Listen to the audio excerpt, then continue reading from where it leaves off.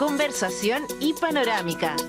Esto es Combinación Línea 1. De la mañana ya con 26 minutos y vamos a hablar lo que está pasando en el mundo, porque el ex candidato de la oposición venezolana, Edmundo González Urrutia, huyó del país al exilio en España. Ha existido controversia, eso sí, entre ambos países por cómo se dio la salida del otrora aspirante a la presidencia. ¿Con quién vamos a conversar sobre este tema? Alejandro Guille, alguien que tú conoces pues, mucho, ya que estoy, el analista internacional de la Universidad de Chile, Gilberto, te puse como brasileño. Gilberto Aranda. ¿Cómo estás, Gilberto? Hola, ¿cómo Bienvenido. están? Muy buenos días, gracias por invitarme, un placer estar con ustedes. Muchas gracias, profesor, una vez más. Ya, bueno, primero preguntarte cómo ves esta situación, porque estaba muy amenazado, con mucha, digamos, represión, pero todos sabemos que la figura de Edmundo González es, digamos, más pantalla que otra cosa en relación a María Corina Machado, la verdadera líder. Sí, fue una pantalla que hubo que hacer, es decir, obligada. Sí. No es que decidió la oposición por sí misma tener este tipo de liderazgo, sino que las condiciones de vetos permanentes sobre más de dos candidatas obligó a este tercer candidato, que es un diplomático, un hombre de análisis, de reflexión, más que de acción política directa, a llevarlo. Y bueno, lo que conocemos de las actas en forma parcial es quien ganó, lo voy a decir de esa manera simplemente, porque las oficiales pues nunca las conocimos. Así es, pero el recuento es el quien habría ganado. Y en ese contexto ocurre primero la exigencia de que se presente a declaratoria. No ocurrió después de 3 veces, y al tercer llamado ya se emite la orden de aprehensión. Ante eso se activa la idea del asilo. España se aviene a aquello. Pero ciertamente esto estaba conversado. Esto probablemente fue un escenario que tiene un par de semanas de desarrollo de un tema de un asilo. Evidentemente un hombre de 73 años que no es de acción política teme por su familia y por su integridad, y por lo tanto creo que es natural irse. Lo más probable es que las acciones, lo que hablábamos, ¿no? Las acciones frente a la embajada argentina también tienen como objetivo indirecto es provocar un temor para obligarlo a salir de la escena. Es decir, estamos viendo toda la capacidad persecutoria del régimen de Maduro, que ha dado prueba de esto en esta situación, pero claro, deja con algunas preguntas incógnitas a la oposición. Vaya usted que es analista internacional también, Alejandro Guille, como buen sociólogo. Ya, yo pregunto, ¿la salida ayuda o debilita a la oposición? A ver, el exilio. Sí, hay a veces resultados, efectos que son inmediatos, y uno en la primera lectura tendría que decir que no la deja muy bien pie, a pesar de que la líder efectiva es María Corina Machado, que está clandestina, que aparece tarde en tarde, sobre todo a través de redes sociales, y aparece tarde en concentraciones, en movilizaciones, pero que podríamos está en un estatus semiclandestino al menos. Por lo tanto uno diría que le quita de alguna manera fuelle, y su posición se desplaza a lo que es coordinar la legitimidad internacional del resultado que ellos defienden fuera de Venezuela. También en representación de esos casi 7 millones de venezolanos que están fuera, esa diáspora, es como un cuarto del país, entonces importante. Pero claro, en primera vista la debilita. Sí, creo que va a ser importante, ya como una segunda lectura, cómo se presenta esto como una maniobra más de ilegitimidad del régimen, que lo va a terminar derivando a un régimen de facto, ya completamente de facto, y no de iuris, no de derecho. Ahora, pensando también en esta figura que por su personalidad, y tú lo señalabas, ¿no? Es bien diplomático, es como diríamos acá en Chile, bien piola, ¿no? Edmundo González Urrutia. ¿Cuál es el peso político, como quiero reiterar lo que decía Alejandro Guille? Porque más allá de que obviamente, por supuesto, había que protegerlo, corría riesgo él y su familia, si justamente María Corina Machado no es la que está liderando afuera, haciendo presión, lo único que hay aquí es riesgo. Finalmente, si ella se queda en Venezuela y si es apresada, ahí sí que las cosas van a estar más, digamos, complicadas en términos también de derechos humanos, con la presión que está haciendo el mundo, pero que no... El mundo, no Edmundo. González Urrutia, bueno, claro que es un hombre reposado, que fue embajador en 2 o 3 países, incluyendo Argentina, en la época de Chávez, el de Argentina, antes con otro presidente. Pero evidentemente su figura, su imagen es relevante, porque fue la cara, ¿no? fue la cara, sí, pero Claro. la política Es y la símbolo, vida está sí. llena de símbolos. Entonces, lejos de desdeñarlo, creo que hay que colocarlo en su lugar. Ahora, el poder real, el carisma, es de María Corina Machado, el carisma, digamos, es de Sí. María Corina Machado, que es una política fogueada, pero que ha tenido distintas acciones. Y otra cosa sería hablar de ella, no me quiero desviar, que es una tentación que siempre está. Entonces, María Corina Machado, ciertamente, si ella fuera apresada, que también le tienen ganas, voy a decirlo así, Sí, es verdad. estaríamos en un escenario aún más complejo, porque aquí el tema es que una oposición que ha ensayado todos los caminos, el golpe de Estado, el boicot, el gobierno paralelo, se han ensayado todos los caminos, había encontrado un derrotero electoral y de unidad. Entonces acá la cuestión es si se puede mantener, primero, la oposición unida, y en segundo lugar, además de unida, pueden no hacer perder fuerza a las movilizaciones, que lamentablemente hay que decirlo, las primeras semanas estuvieron muy álgidas, pero han ido perdiendo fuerza, que es lo normal, Sí. si los movimientos se van desgastando después de un tiempo. Y sobre todo si no hay esperanza, y se ve que se está debilitando y se hace visible el debilitamiento, la salida de González, es obvio que va a causar un impacto emocional. Ahora, ¿cómo sale el gobierno de Maduro en este escenario donde ya claramente es una dictadura? Aquí ya no hay vuelta que darle ni negociación que valga. ¿El déjà vu? Dicen ahí los Claro, españoles. es un bucle, otros dicen que es el día de la marmota, que siempre es lo mismo, Claro. siempre le da una vuelta de tuerca, y a mí lo que me queda claro es que intención de un acto electoral, pues no la tenía, o sea, se comprometen en un comicio en la medida en que le sirve una negociación con Estados Unidos. En realidad no le interesa la oposición a Maduro. No importa que la oposición sea mayoritaria, sea masiva, no. Lo que le interesaba era llegar a un acuerdo con Estados Unidos para que Estados Unidos, que es el que tiene la llave del banco, por decirlo de alguna manera, termine las sanciones unilaterales y volviera a fluir el dinero. Y eso lo logra mediante unos comicios, pero que en realidad no tiene intención de respetar. Hay algunos que no obstante dicen que ya hay personas dentro de la camarilla o los cercanos a Maduro que estarían titubeando, no en cambio el círculo duro, el núcleo duro, y esto complejiza las cosas, pero estos al final son elucubraciones. Todo lo que parece hoy día es que la dictadura, que yo sostengo que es desde el año 2017, otros dicen que es de 2002, yo creo que el gobierno de Chávez era una cosa, perseguía lo mismo, pero los métodos eran completamente distintos, y la deriva autoritaria, dictatorial, plena, fue con Maduro.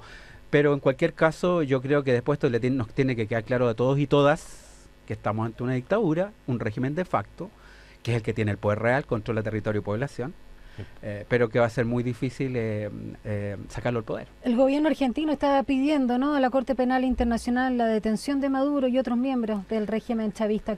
Corte Penal Internacional de la que se había retirado en el gobierno anterior. Porque claro, también tenemos un cierto progresismo, tengo que decirlo acá con cierta pena, porque es una tendencia que me parece bien importante y necesaria, el progresismo necesaria.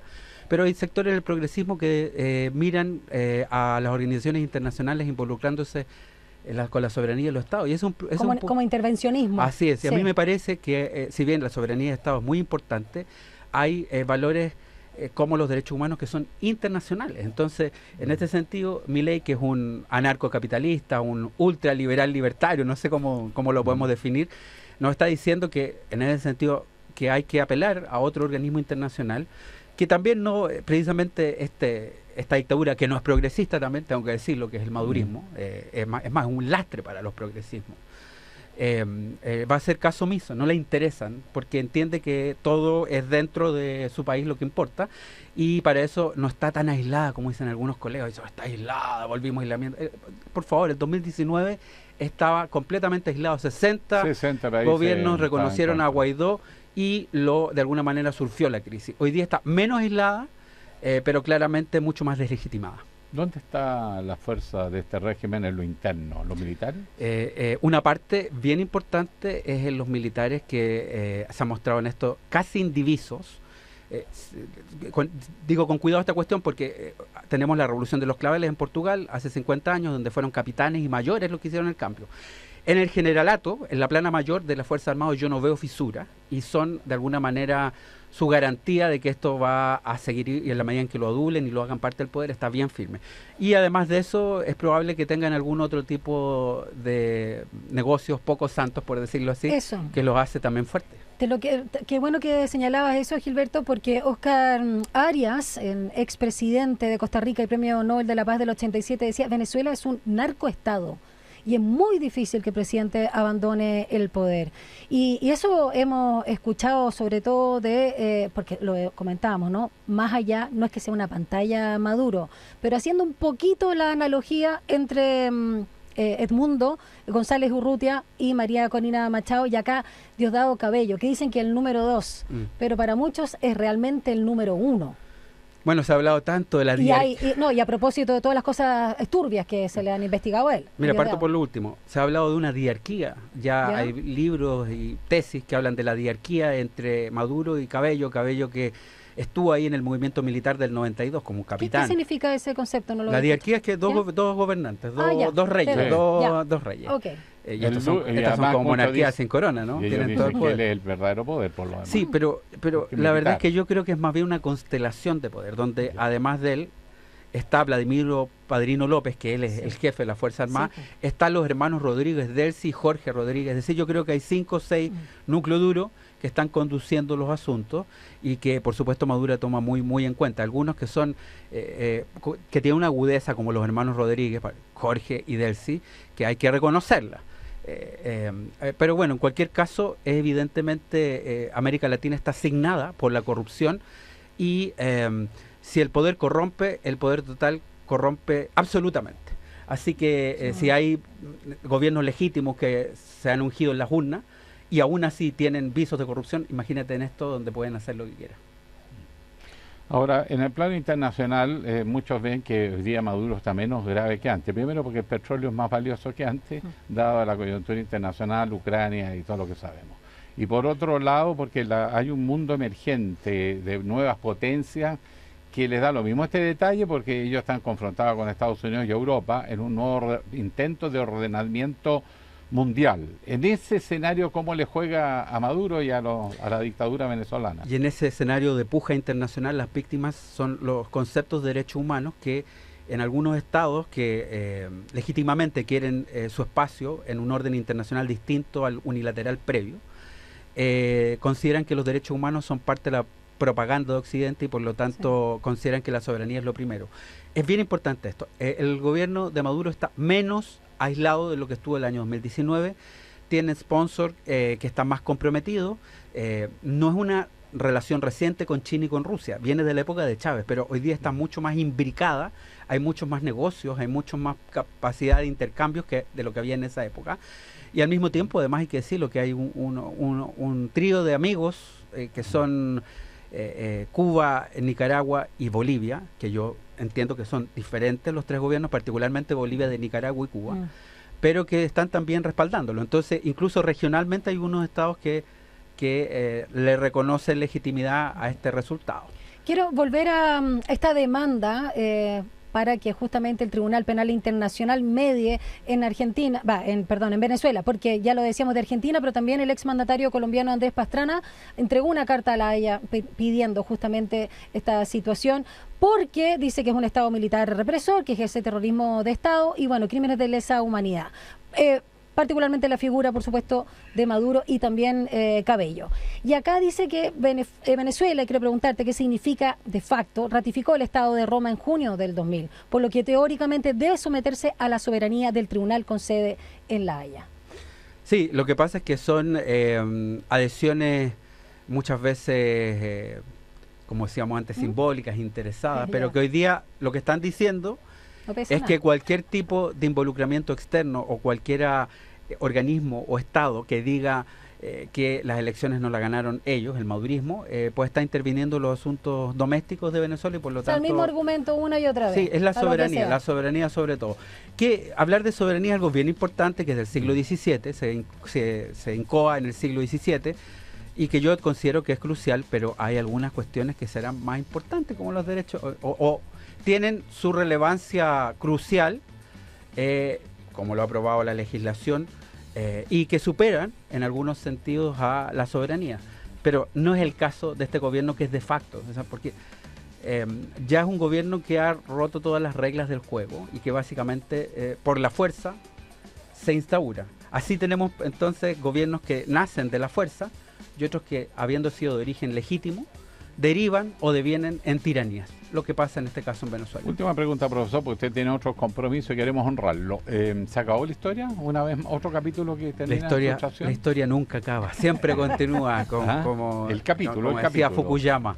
Es un capítulo que tiene visos de poderse cerrar, pero el mantenimiento de las movilizaciones, que yo veo que decaen, y la aparición de visos de insubordinación en sectores de la oficialidad joven y nueva pueden traer cambios. Por el momento, que era lo que yo esperaba, no veo visos de entrar a una negociación para un tránsito. Sí. Lamentablemente, definitivamente no lo veo en el madurismo, y en algunos sectores de la oposición también los veo poco disponibles. Y en las transiciones hay que ceder, que es lo que no quiere hacer el madurismo. Gilberto Aranda, analista internacional y académico de la Universidad de Chile, muchas gracias por habernos acompañado una vez más. Gracias a ustedes y muy buenos días. Que tengas linda semana. Buenos días, profesor. Muchas gracias, porque está lleno de compromiso, como es obvio, en un día como hoy. Todos quieren los analistas internacionales y aquí están los mejores. Gracias. 8 con Conversación y panorámica. Esto es Combinación Línea 1.